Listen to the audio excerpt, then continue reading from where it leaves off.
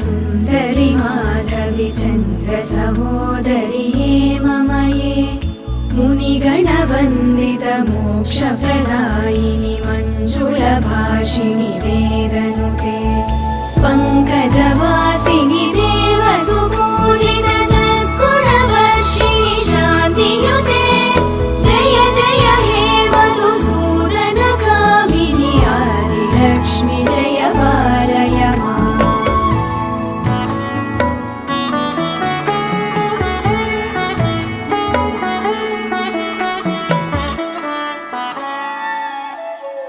अयि कलिकल्मषनाशिनि कामिनि वैदिकरूपिणि वेदमये क्षीरसमुद्भव मङ्गलरूपिणि मन्त्रनिवासिनि